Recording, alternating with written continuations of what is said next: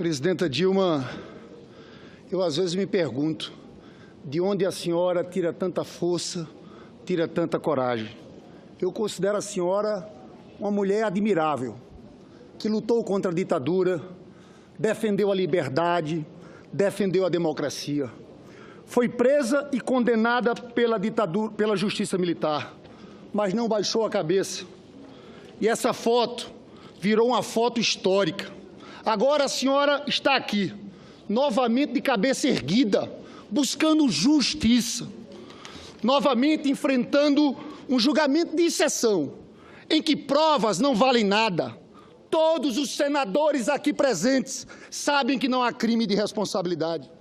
Há um autor italiano chamado Michele Tarufo que diz: não se pode usar um processo como pretexto, um processo no qual as provas são absolutamente irrelevantes. É por isso que afirmo, isso aqui é um tribunal de exceção. E quando nos encontramos diante de um tribunal de exceção, as posições se invertem. O acusado se torna acusador e vira o jogo. Hoje, senhora presidente, aqui no Senado, a senhora virou o jogo, está desmontando o golpe, está comovendo o país. E eu, presidenta, quero usar esse momento para acusar quem está por trás desse golpe. Eu acuso Eduardo Cunha e Michel Temer de liderarem uma conspiração parlamentar contra o seu mandato, a partir do dia em que o PT decidiu votar pela cassação de Cunha e que culminou com aquela vergonhosa sessão de 17 de abril, que foi chamada de Assembleia Geral de Bandidos, comandada por um bandido, pelo escritor português Miguel de Sousa Tavares. Eu acuso que a conspiração teve continuidade no Senado Federal, como provam as gravações de Sérgio Machado com Romero Jucá. Dizem eles, tem que mudar o governo para estancar essa sangria, referindo-se a Lava Jato. É um acordo, botar Michel num grande acordo nacional, aí parava tudo.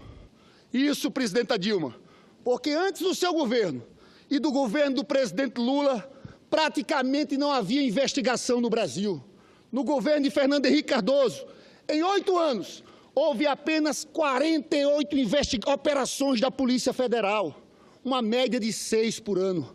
Lula deu autonomia à Polícia Federal, que passou a mais de 300 operações por ano.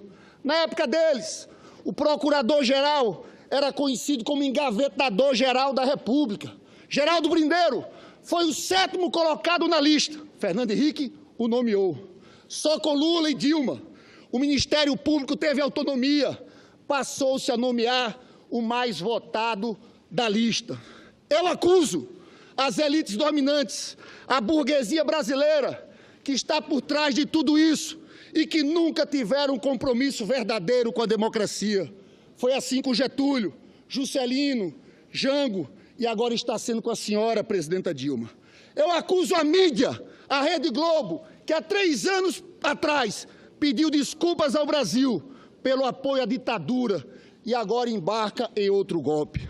Eu acuso essas elites de quererem dar um golpe de classe para aumentar suas margens de lucro, retirando o direito dos trabalhadores.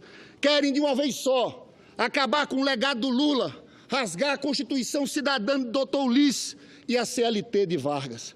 Eu acuso as elites de abrirem mão de uma política externa independente. Nunca aceitaram Mercosul, BRICS, CELAC, como diz Chico Buarque.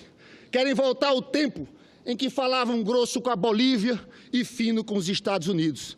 Eu acuso de querer entregar o pré-sal às multinacionais do petróleo, vender nossas terras a estrangeiros, privatizar tudo o que for possível, como diz Michel Temer. Por fim, eu acuso o PSDB por não ter aceito o resultado das eleições, por ter feito uma aliança com Eduardo Cunha, partindo para essa aventura do impeachment, que mergulhou o país numa crise política que paralisou a economia. Presidenta, quero que a senhora fale o que está por trás desse golpe. A vingança de Eduardo Cunha, a traição de Michel Temer e o que há por trás dos interesses das elites brasileiras em retirar o seu mandato. Presidenta, são as mesmas aves de rapina que estavam na carta testamento de Getúlio, que continuam querendo sugar o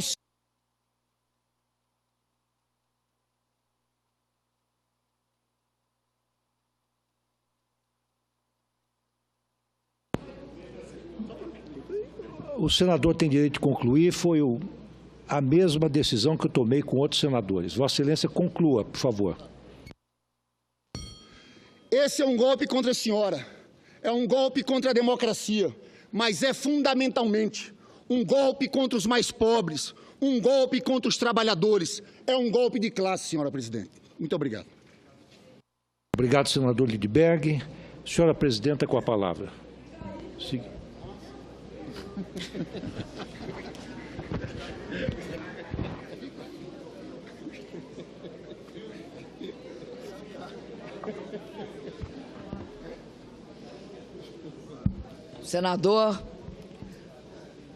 Senador Lindenberg Farias, eu queria dizer que eu concordo em substância com a fala do senhor.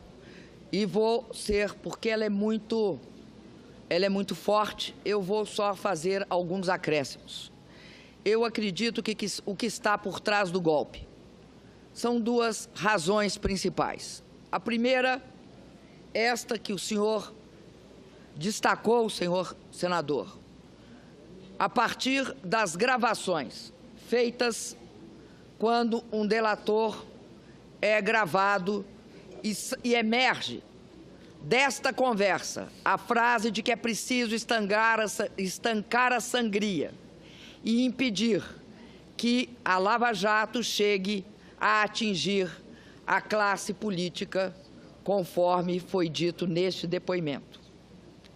Acredito que uma segunda questão tem a ver com a crise. Em toda crise, senador, há um conflito distributivo. E essa questão ficou clara quando o pato apareceu no cenário das ruas. Quem paga o pato? Ou seja, quem fornece os recursos necessários para o país sair da crise? Alguns acreditam, senador, que só são os trabalhadores, a população mais pobre, as classes médias, os profissionais liberais, os pequenos empresários. Isso não é possível, senador. Diante da crise, não se pode implantar um programa ultraliberal em economia e um programa ultraconservador que tira direitos pessoais e coletivos e adota uma pauta extremamente reacionária, é a palavra, contra as mulheres, os negros, a população LGBT. Assim sendo, senador, esse golpe é porque não chegariam às urnas, não chegariam a partir das urnas com esta proposta que está sendo implantada e que não há ninguém aqui que pode dizer que foi aprovada nas urnas.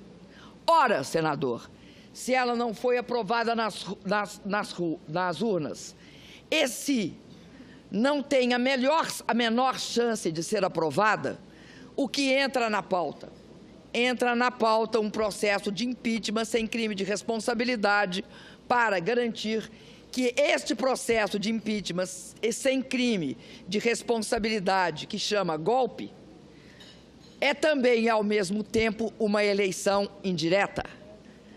A tentativa de desmontar em um período de tempo, se não comprometerem as próximas eleições, de desmontarem um projeto que foi vitorioso nas urnas.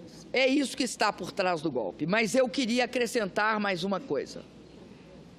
As razões que levam ao golpe, as condições que levam ao golpe, ferem esse golpe, mancham essa proposta de impeachment, mancham com a indelével marca da chantagem, do desvio de poder e da tentativa de se furtar a investigações. Esta proposta, ela tem um padrinho, esse padrinho se chama Eduardo Cunha. Os outros foram coadjuvantes. e como coadjuvantes emprestaram o seu nome, a sua credibilidade para o mais vergonhoso processo de impeachment que tinha por base evitar o julgamento do senhor presidente, então da Câmara, Eduardo Cunha, que estava em curso na Comissão de Ética. Se não é assim, eu pergunto, por que estão fazendo todas as gestões possíveis para evitar este julgamento na Comissão de Ética? Por que ele está sendo adiado para as calendas gregas? Por que isso está acontecendo? Não há dúvida, senhor senador, que eu não tenho contas no exterior, não tenho imóveis e não usufruí de benesses, seja de aprovação de medidas provisórias, seja de utilização de recursos públicos em meu benefício, da minha família ou de quem quer que seja. Assim sendo, senador, como condenam uma pessoa que é inocente por 3 decretos e um plano safra e adiam o julgamento, criam o conluio, e aí eu falo isso para a população brasileira, criam o conluio para evitar esse julgamento.